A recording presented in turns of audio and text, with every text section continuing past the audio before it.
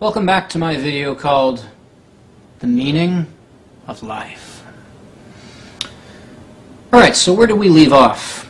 I received a few objections to my last video, so my hope is that if you are someone who disagreed with some of my arguments or hold an opposing worldview, I hope you enjoy this video because I'm going to be addressing your concerns and objections directly.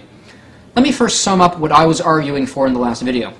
I was arguing that our consciousness does not obey the laws of nature, that it's actually a substance, for lack of a better word, that transcends the natural world. In the same way, like God would transcend the natural world, being that he, according to definition, would be the one who created the laws of nature and the natural world. So he would be outside of the laws of nature. Now, a materialist and a naturalist is someone who obviously doesn't believe in the supernatural or the metaphysical, things beyond the natural world.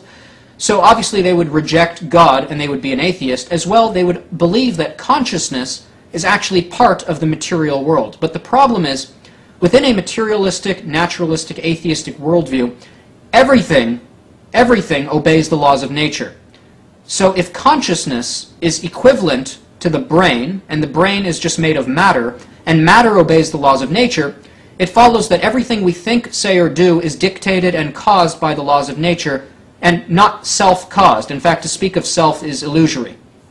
And so I was arguing in the last video that whenever an atheist says you're stupid for believing in God, or you did a bad thing, or you did a right thing, any kind of statement like that, they're actually contradicting their own worldview. Because in their worldview, the laws of nature determine everything, and nothing can escape the laws of nature. Nothing can transcend it, and nothing can disobey the laws of nature, which would be a miracle, right? A miracle would be a violation in the laws of nature, or an act beyond the laws of nature, or something that does not obey the laws of nature. That would be supernatural, which they don't believe in.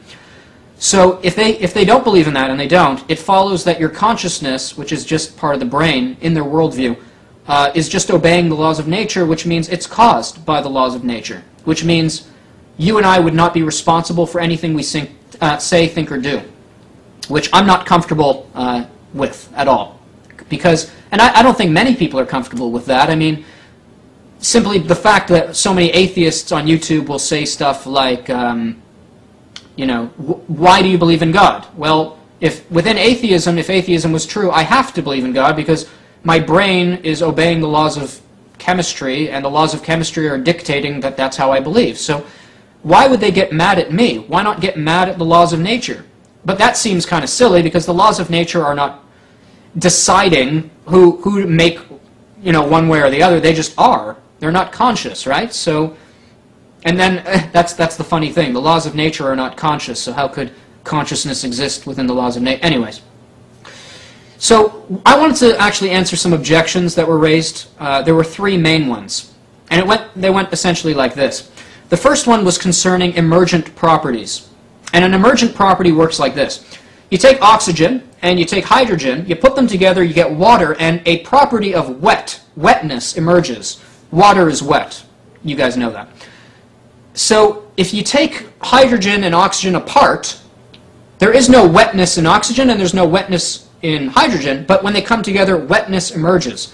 So they were arguing that consciousness emerges from brain configuration and activity. Now, I want you to notice that even emergent properties, so wetness coming out of hydrogen and oxygen, wetness, water, still obeys the laws of nature, doesn't it?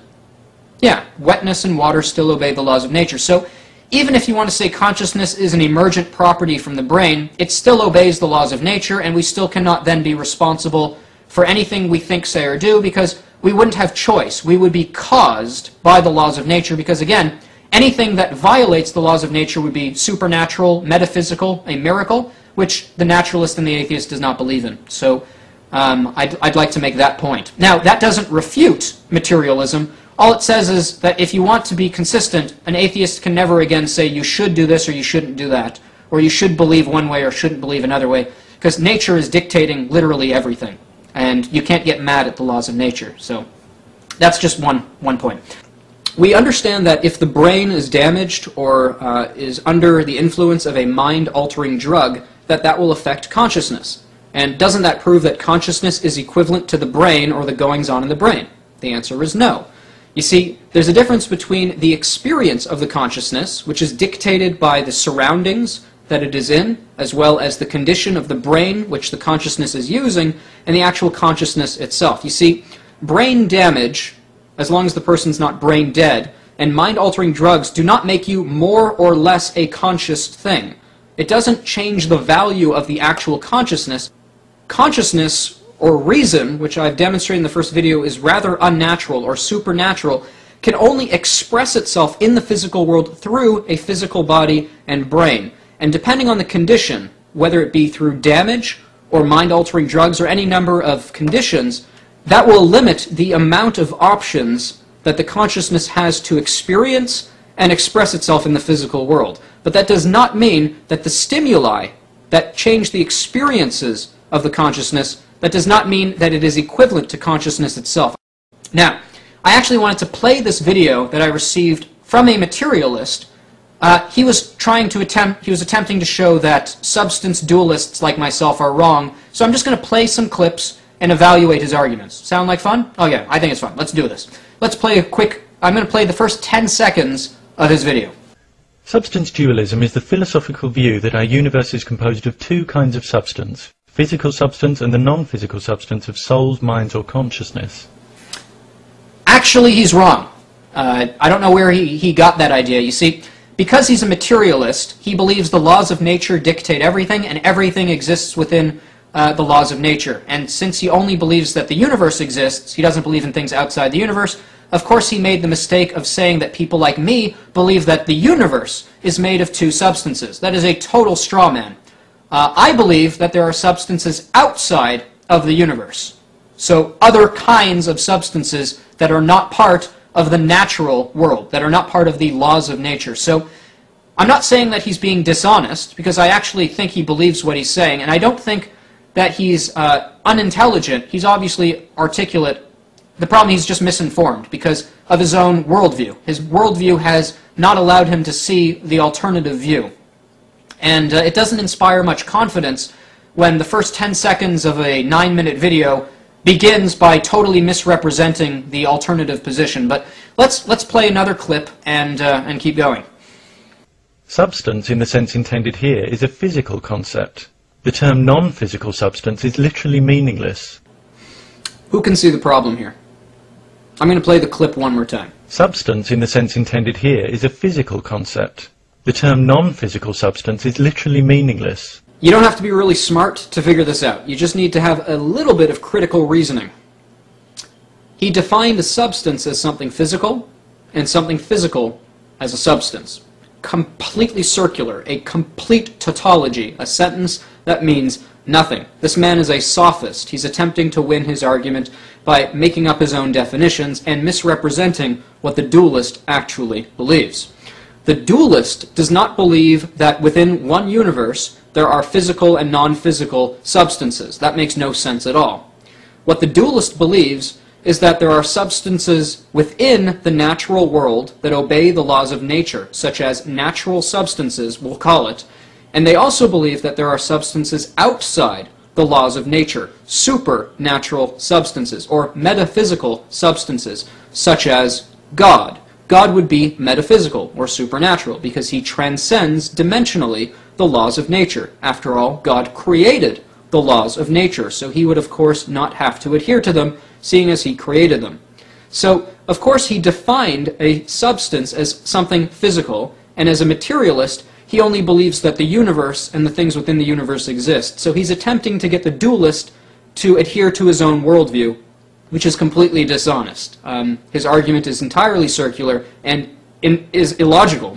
It's ridiculous. And of course, this is how he begins his video, which makes everything else that he builds upon this argument false, which is his entire video. He hasn't shown that there are not metaphysical or supernatural substances. All he's shown is that to say that there are within the universe physical and non-physical objects, he's shown that that's ridiculous, and it is. Of course there are not physical and non-physical objects within the universe. That doesn't mean there are not substances that transcend the universe. It's a totally different argument. The two literally have nothing to do with each other. And I'm amazed that he can't see that. But Again, either he can't see that, in which case he's blinded by his own worldview, or he's a very clever sophist and he's not interested in intellectual honesty. He only wants to win an argument by using his own definitions, but that's not playing fair. And the same author cautioned us by saying this. If we're not careful with language, major misunderstandings can occur. Simply using labels like physical or mental can lull us into the false view that we must be dealing with some grand division of entities, rather than something more subtle like a shift of perspective. And that's so very ironic, because that's exactly what he's done. He's screwed up his own language in order to win his argument. So he's got a ton of people, applauding him, although they don't realize that he's deceived them. So God bless you guys. Hope you enjoyed the video. Feel free to respond. Take care. And I didn't file any DMCAs against Cody Webster. I don't know where that came from. Just thought I'd throw that out there. See ya.